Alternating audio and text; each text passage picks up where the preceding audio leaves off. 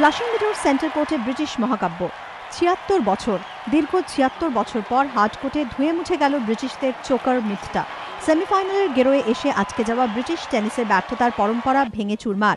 ১৯৭৬-এর পর US open আবার উঠল এক ব্রিটিশ নাগরিকের হাতে, অ্যান্ডি মারে। অলিম্পিকের সোনালি ফর্ম ধরে রেখে পকেটে পুরে ফেললেন জীবনের প্রথম গ্র্যান্ড স্ল্যাম।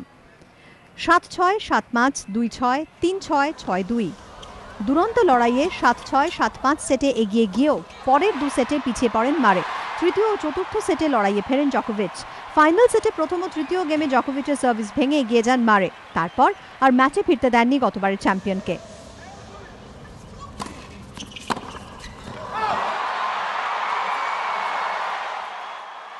নিহাতি কি একটা ৫ সেটের ম্যাচ? লড়াই, সংকল্প, নাটকীয় মুহূর্ত, সার্ভিস জেতা, সার্ভিস ভাঙা, পিছিয়ে থেকেও দুর্দান্তভাবে ফিরে আসা, ব্লকবাস্টারের যাবতীয় মাল মশলার সঙ্গে অমোঘ নিয়তির মতো জড়িয়ে যাওয়া ইতিহাস। সেই ইতিহাসের সঙ্গেই জড়িয়ে যাওয়া ২ প্রজন্ম, গুরু আর শিষ্য। একজন ইভান লেন্ডেল আর অন্যজন ঘটনাচক্রে লেন্ডেলেরই কোচিংয়ে তৈরি শানিত তলোয়ার অ্যান্ডি মারে। ৪ ঘন্টা ৫৪ মিনিট। মঙ্গলবার ফ্লাশিং মিডোর ফাইনালের আয়ু ৪ ঘন্টা ৫৪ মিনিট।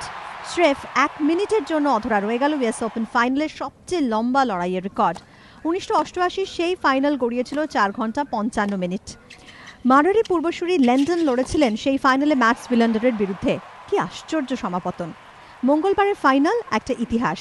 মঙ্গলবারের ফাইনাল ফেডারাল, নাডাল, জকোভিচ সাম্রাজ্যের বাইরে আরেক নায়কের মাথা তুলে দাঁড়ানোর কাহিনী, অ্যান্ডি মারে। এবিপি আনন্দ।